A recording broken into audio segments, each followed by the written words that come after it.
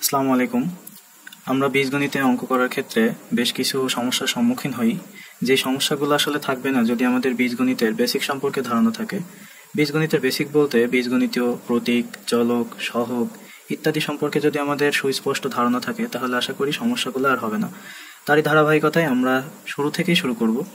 আজকে আমরা শিখব বীজগণিতীয় প্রতীক। বীজগণিতীয় প্রতীক হচ্ছে দুই ধরনের। তার মধ্যে একটি হচ্ছে সংখ্যা প্রতীক। পাটিগণিতে আমরা 1, 2, 3, 4, 5, 6, 7, 8, 9 লিখে অঙ্ক করে থাকি এবং বীজগণিতে সেটারই ইংরেজিতে অর্থাৎ 1, 2, 3, 4, 5, 6, 7, 8, 9, 0 ইত্যাদি হলো বীজগণিতের ক্ষেত্রে সংখ্যা প্রতীক। এবং পাটিগণিত থেকে বীজগণিতকে আলাদা করেছে যে মৌলিক বৈশিষ্ট্য তা হলো অক্ষর প্রতীক। অক্ষর প্রতীক হচ্ছে ইংরেজি বর্ণমালার এ থেকে জেড পর্যন্ত, অর্থাৎ এ B C, X Y Z, P Q R ইত্যাদি আমরা যে কোনোভাবে অঙ্ক করার ক্ষেত্রে এই অক্ষরগুলো ব্যবহার করতে পারি। এবং এই অক্ষরগুলো দ্বারা আসলে বীজগণিতে কি প্রকাশ পায় তা হচ্ছে কোনো জানা বা অজানা সংখ্যা, আমি লিখে দিচ্ছি, জানা বা অজানা সংখ্যা বা রাশিকে প্রকাশ করে।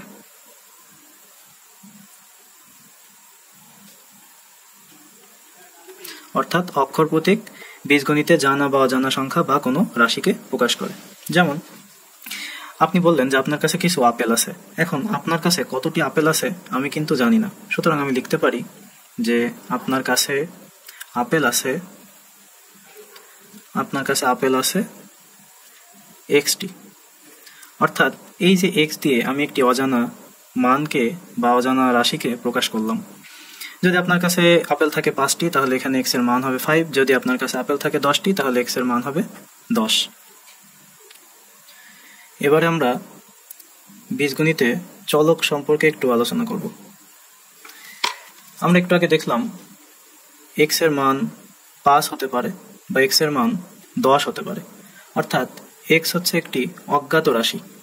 সুতরাং আমরা বলতে পারি বীজগণিতে এই ধরনের অজ্ঞাত রাশিকে চলক বলে। অজ্ঞাত রাশিকে বা অক্ষর প্রতীককে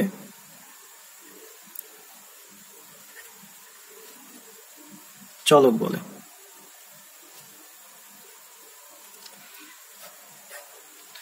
তাহলে চলক কি শুধু এক্সই হবে, আর কিছু কি হতে পারে না? না, বিষয়টি এরকম না।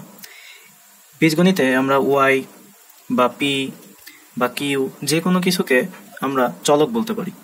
তবে এখানে লক্ষণীয় বিষয় হচ্ছে চলকের বেশ কয়েকটি বৈশিষ্ট্য আছে। যেমন চলক এমন একটি প্রতীক যার মানের পরিবর্তন হয়। আমি লিখে ফেলি, মানের পরিবর্তন হয়।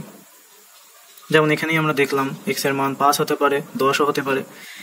তারপরে চলকের মান নির্দিষ্ট না, চলকের মান নির্দিষ্ট না, অনির্দিষ্ট, নির্দিষ্ট নয়। এবং চলক বিভিন্ন মান ধারণ করতে পারে। চলক বিভিন্ন মান ধারণ করতে পারে। চলক বিভিন্ন মান ধারণ করতে পারে। চলক যেমন আমরা একটু পরের পৃষ্ঠায় যাই। দেখেন চলক কিভাবে আসলে কাজ করে। আমরা কিন্তু সবাই প্রক্রিয়া চিহ্ন সম্পর্কে জানি। যেমন বীজগণিতে এটাকে বলা হয় প্লাস, এটাকে বলা হয় মাইনাস। গুণকে আসলে আমরা কয়েকভাবে উপস্থাপন করতে পারি। আমরা বলতে পারি ইনটু, বা আমরা বলতে পারি ডট, বা আমরা বলতে পারি ইংরেজিতে মাল্টিপ্লিকেশন ইত্যাদি। এবং ভাগকে আমরা বলি ডিভিশন, ভাগকে আমরা বলি ডিভিশন। তো এখন যদি এক্স ও ওয়াই দুটি চলক হয়, সেক্ষেত্রে যদি আমরা লিখতে চাই এক্স প্লাস ওয়াই তাহলে আমরা লিখি এক্স প্লাস ওয়াই এভাবে। যদি আমরা বলি এক্স মাইনাস ওয়াই তাহলে আমরা লিখি এক্স মাইনাস ওয়াই এভাবে। যদি আমরা বলি এক্স ইন্টু ওয়াই এটা আমি একটু লিখি। যদি আমরা বলি x ইন্টু ওয়াই, তাহলে আমরা লিখতে পারি x গুণ ওয়াই এভাবে লিখতে পারি, x ডট ওয়াই এভাবে লিখতে পারি, এবং x ওয়াই এভাবেও আমরা লিখতে পারি। এবং যদি আমরা বলি x ডিভিশন ওয়াই, তাহলে আমরা লিখতে পারি x ভাগ ওয়াই এভাবে, এবং x নিচে একটি দাগ দিয়ে ওয়াই এভাবে আমরা লিখতে পারি। তবে এখানে একটি গুরুত্বপূর্ণ বিষয় আছে, যদি সংখ্যা প্রতীক এবং অক্ষর প্রতীক দুইটাকে আমরা গুণ আকারে লিখি, যেমন x ইন্টু 3, এটাকে যদি আমরা লিখতে চাই তাহলে আমাদেরকে লিখতে হবে x গুণ 3 এভাবে, অথবা আমাদেরকে লিখতে হবে x ডট 3 এভাবে, অথবা আমরা লিখব 3x। কিন্তু x3 এইভাবে লেখা হয় না, লেখা যায় না তা না, কিন্তু এভাবে লেখা হয় না বীজগণিতে। আমরা কখনো এভাবে লিখবো না। আমরা যদি কখনো অক্ষর প্রতীক এবং সংখ্যা প্রতীককে গুণ আকারে লিখতে হয়, তাহলে সবসময় সংখ্যা প্রতীকটা আমরা আগে লিখব এবং অক্ষর প্রতীকটা পরে লিখব। যদি 10y হয় 10 আগে লিখব এবং y পরে লিখব।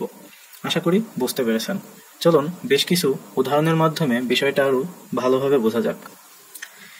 এখানে আরো একটি বিষয় আপনাদেরকে বলি, বীজগণিতে কোনো অক্ষর প্রতীক যদি পাশাপাশি অবস্থান করে, যেমন এ বি বা এক্স ওয়াই যদি এরকম পাশাপাশি অবস্থান করে, সেক্ষেত্রে এরা গুণ অবস্থায় আছে এটা ধরে নিতে হবে।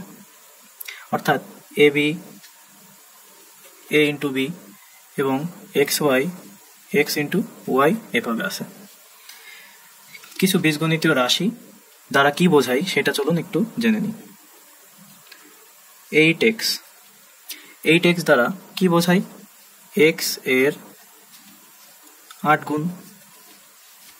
তারপরে a প্লাস 5b, এটা দ্বারা কি বোঝায়? a এর সাথে b এর 5 গুণ যোগ। তারপরে 3x মাইনাস 2, এটা দ্বারা কি বোঝায়? x এর 3 গুণ থেকে 2 বিয়োগ। এবং যদি আমরা একটি বড় রাশি লিখি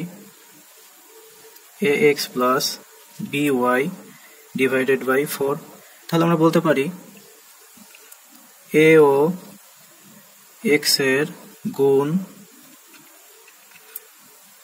এবং b ও y এর গুণের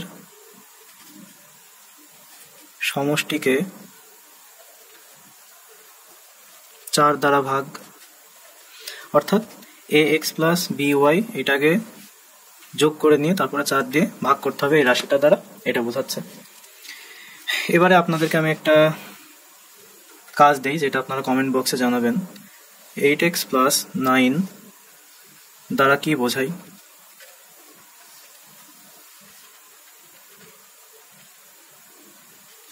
এটা আপনারা আমাকে অবশ্যই জানাবেন।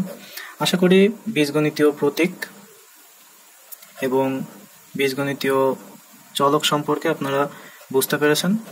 তবে চলক সম্পর্কে আরেকটা বিষয় বলি আপনাদের, সেটা হচ্ছে যদি কোনো বীজগণিতের রাশিতে একটি মাত্র অক্ষর থাকে, তাহলে সেটা হচ্ছে এক চলক বিশিষ্ট রাশি। যেমন এই রাশিতে শুধুমাত্র কিন্তু x আছে। যদি এমন হতো 8x প্লাস 9y প্লাস 10, দেখুন এই রাশিতে কিন্তু x আছে আবার y আছে, অর্থাৎ এই রাশিতে চলক আছে 2টি, অর্থাৎ 2 চলক বিশিষ্ট সমীকরণ। এখানে 1 নম্বর রাশিটিতে শুধুমাত্র x আছে, অন্য কোনো অক্ষর প্রতীক নাই। সে কারণে 1 নম্বরটি হচ্ছে এক চলক বিশিষ্ট রাশি এবং 2 নম্বর রাশিটিতে x বিদ্যমান এবং y বিদ্যমান, যার কারণে 2 নম্বর রাশিটি হচ্ছে 2 চলক বিশিষ্ট রাশি। আমি যদি লিখে দিই হয়তো বুঝতে পারবেন। 2 চলক বিশিষ্ট রাশি, যেহেতু এখানে 2টি অক্ষর আছে, এবং এটি হচ্ছে এক চলক বিশিষ্ট রাশি।